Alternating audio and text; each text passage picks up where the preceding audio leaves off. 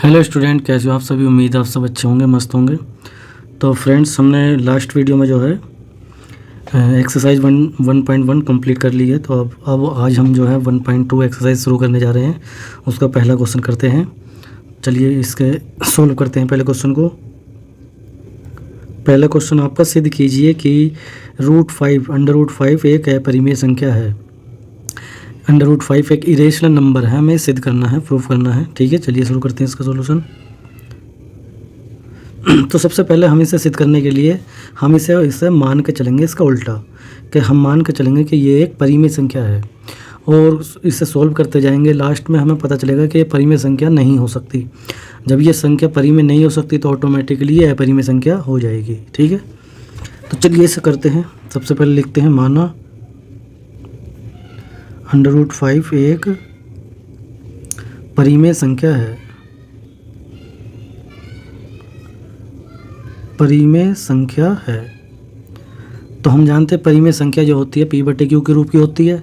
तो इसे P/ρ के रूप में लिख सकते हैं, P/Q के रूप में। तब हम लिख सकते हैं √5 को P/Q के रूप में लिख सकते हैं इसे, या तो P/Q के बराबर में इसे लिख दो। ठीक है, या आप ऐसे लिख सकते थे √5 बराबर P/Q, कैसे भी लिख लो, एक ही बात है। ठीक है, तो हमने इसे P/Q के बराबर में लिख दिया। जहाँ पर जो समीकरण नंबर इसे 1 मान लेते हैं इसे। जहाँ पर आपके जो P और Q हैं ये हैं क्या, P और Q आपके पूर्णांक हैं, इंटीजर हैं। ठीक है, और Q आपका 0 नहीं है। ठीक है, तथा एक चीज़ और है, P व Q कोई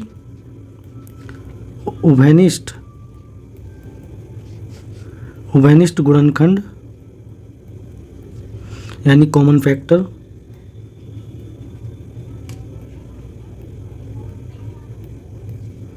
नहीं रखते हैं।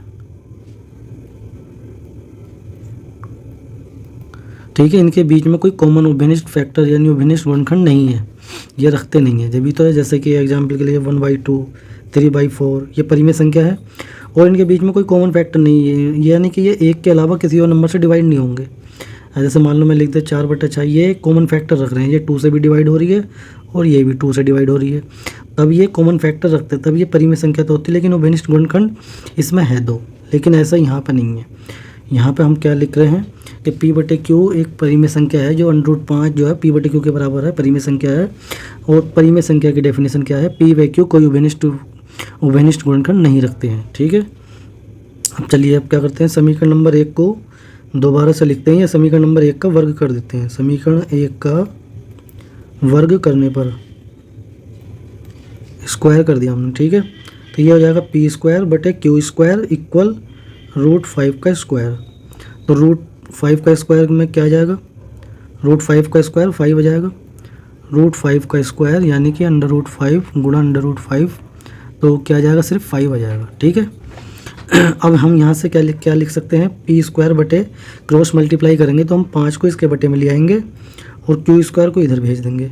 हमने क्रॉस मल्टीप्लाई करी, क्रॉस मल्टीप्लाई, 5 इसके बटे में आ गया और Q² इसकी जगह चला गया। दोनों की जगह जो है एक्सचेंज हो गई है। ठीक है, ये आ गया। ठीक, तो इससे हमने मान लो समीकरण नंबर 2 कह दिया। अब इस समीकरण नंबर 2 से हम क्या क्या कह सकते हैं वो हमें लिखना है। ठीक है, तो हम इससे क्या कह सकते हैं, हम इससे कह सकते हैं,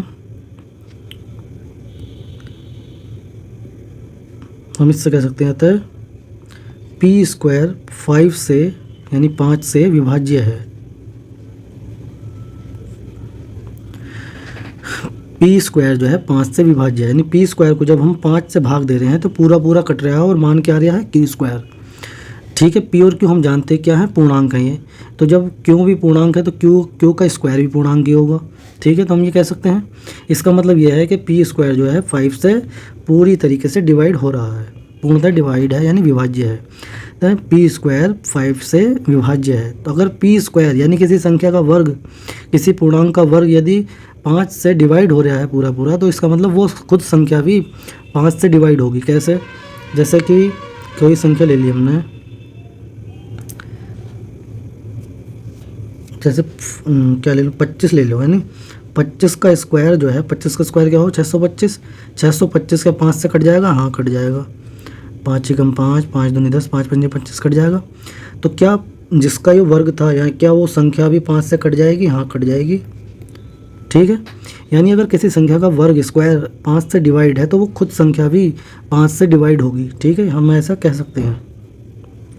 तो हमने ये लिख दिया, अतः पी स्क्वायर, या ये अतः की जगह यहाँ पे लिख सकते हैं, यहाँ पी स्क्वायर 5 से 5 से विभाज्य है, तब पी भी 5 से विभाज्य होगा या होगी।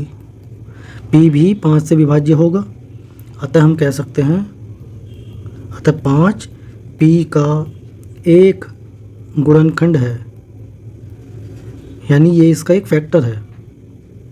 ठीक है, अगर कोई संख्या किसी संख्या से डिवाइड है, हो रही है, पूरी तरीके से विभाज्य है, तो इसका मतलब उसका फैक्टर हो गया है। अतः 5 पी का एक गुणनखंड है। ठीक, अब हम क्या करते हैं यहाँ के बाद, अब यहाँ के बाद फिर से हमें मानना है एक चीज़, और माननी इस रूप में है, तो ये लिखा हुआ है इसे माना p/5 को हमने m मान लिया, जो कि m क्या है? m भी एक पूर्णांक है, इंटीजर है, पूर्णांक है ये भी। ठीक है, अब हम क्या करते हैं, यहाँ से p का मान निकालते हैं। p का मान क्या आ जाएगा? 5m आ जाएगा, 5m, ये क्रॉस मल्टीप्लाई कर देंगे, और ये p का मान समीकरण नंबर 2 में पुट कर देंगे, पुट इन 2। हम p का मान समीकरण नंबर 2 में रखने पर, इसका मतलब ये है। ठीक है, समीकरण नंबर 2 में रख दो, p की जगह 5m लिखना है, 5m का स्क्वायर बटे 5, हम इसमें इस वाली समीकरण में रख रहे हैं। p की जगह हमने रख दिया है 5m का स्क्वायर बटे 5 बराबर क्यू स्क्वायर। ठीक है, हमने लिख दिया वहाँ पे। अब 5 का स्क्वायर करेंगे तो 25, और m का स्क्वायर करेंगे m स्क्वायर बटे 5 बराबर क्यू स्क्वायर। ठीक, अब यहाँ से 5 से कितनी बार डिवाइड हो रही है? 5 बारी हो रही है, 25, तो ये आ गया 5m square equal Q square. हम इसे ऐसा लिख सकते हैं, m स्क्वायर बराबर क्यू स्क्वायर बटे 5, या फिर इसे ऐसे लिख सकते हैं, क्यू स्क्वायर बटे 5 इक्वल m स्क्वायर। ठीक है, समीकरण नंबर 3 हमने कह दिया इसे। इससे भी हम सिमिलरली ऐसे ही बोल सकते हैं कि क्यू स्क्वायर 5 से विभाज्य है। हम लिख सकते हैं यहाँ क्यू स्क्वायर 5 से विभाज्य है, पूर्णतः विभाज्य है, क्योंकि वैल्यू क्या आ रही है? M square. एम क्या था? पूर्णांक था। एम पूर्णांक का वर्ग करेंगे तो भी पूर्णांक ही आएगा, यानी हम कह सकते हैं कि क्यू स्क्वायर 5 से विभाज्य है, तो हम कह सकते हैं तब क्यू भी 5 से विभाज्य होगा। ठीक है, जब क्यू स्क्वायर यानी क्यू का वर्ग 5 से विभाज्य है तो क्यू भी 5 से विभाज्य होगा। बिल्कुल ऐसे ही जैसे हम भी मैंने समझाया था यहाँ पर, यदि किसी संख्या का वर्ग 5 से विभाज्य है तो वो संख्या भी 5 से विभाज्य होगी डेफिनेटली। ठीक है, अतः हम कह सकते हैं, फिर से ये फैक्टर बन गया, अतः 5 क्यू का एक गुणनखंड है, यानी इसका एक फैक्टर हो गया ये। हम इससे देखो, हम यहाँ पर क्या कह रहे हैं, यानी 5 जो है, हम यहाँ पे कहा 5 जो है पी का एक गुणनखंड है। हमने इस लाइन में क्या कहा, 5 जो है क्यू का भी एक गुणनखंड है, यानी 5 जो है पी व क्यू का एक उभयनिष्ठ गुणनखंड हो गया। तो हम लिख देंगे अतः 5 पी व क्यू का एक उभयनिष्ठ गुणनखंड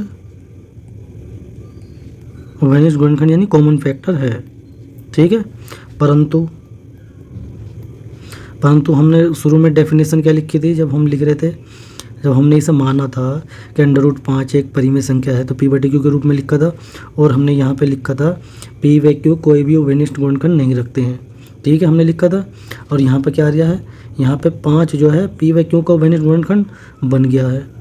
या तो वो बात गलत है या ये बात गलत है, ये तो हमने सोल्व करा अभी, इसका मतलब ऊपर वाली बात गलत है हमारी।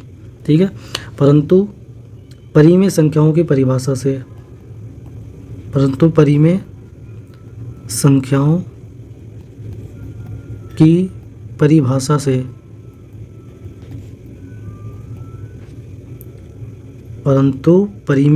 की परिभाषा से p व q कोई उभयनिष्ठ गुणनखंड नहीं रखते हैं। या तो अगर हम इससे समीकरण कुछ डाल देते ना, समीकरण मान लेते, इसी वाली लाइनों को समीकरण मान लेते हम, तो समीकरण का सहारा भी ले सकते थे कि समीकरण 1 के द्वारा पी बाई क्यू कोई उपनिष्ठ गुणनखंड नहीं रखते हैं, ऐसा लिख सकते थे हम। लेकिन हमने क्या करा, हमने परिमेय संख्याओं की परिभाषा से बोल दिया है कि ये कोई उपनिष्ठ गुणनखंड नहीं रखते थे, जैसे हमने ऊपर लिखा है। ठीक है, तो अतः हमारे द्वारा मानी गई धारणा कि √5 एक परिमेय संख्या है, ये गलत साबित हो गई। हम लिख सकते हैं यहाँ पर, अतः हमारे द्वारा मानी गई कह दो, या मानी गई धारणा कि √5 एक परिमेय संख्या है, यह गलत साबित हुई। ठीक है, साबित हुई। ठीक है, ये गलत साबित होगी क्योंकि हमने इसे मान के क्या चला था कि परिमेय संख्या है, लेकिन ये गलत साबित हो गई। ठीक है, तो अतः हम कह सकते हैं अतः √5 एक अपरिमेय संख्या है। जब परिमेय नहीं है तो क्या है, अपरिमेय है, अपरिमेय संख्या है। यही हमें सिद्ध करना था। हम इसका उल्टा मान के चले थे कि परिमेय संख्या है, लेकिन पता चला ये तो परिमेय संख्या नहीं हो सकती, क्योंकि परिमेय संख्याओं की जो परिभाषा है, डेफिनेशन है, उसको सेटिस्फाई नहीं करा इसने। तो हमने कह दिया कि √5 कैसी संख्या है, अपरिमेय है, परिमेय नहीं है, क्या है, अपरिमेय। ठीक है, आई होप के दोस्तों आपको ये क्वेश्चन क्लियर हो गया होगा, समझ आया होगा। यदि क्वेश्चन ये समझ नहीं आया है तो वीडियो को दोबारा देखें। ठीक है, समझे ध्यान से, और फिर आपको ज़रूर समझ में आ जाएगा। तो चलिए, इस वीडियो में इतना ही, मिलते जल्दी नेक्स्ट वीडियो में न्यू क्वेश्चन के साथ। ठीक है, थैंक यू।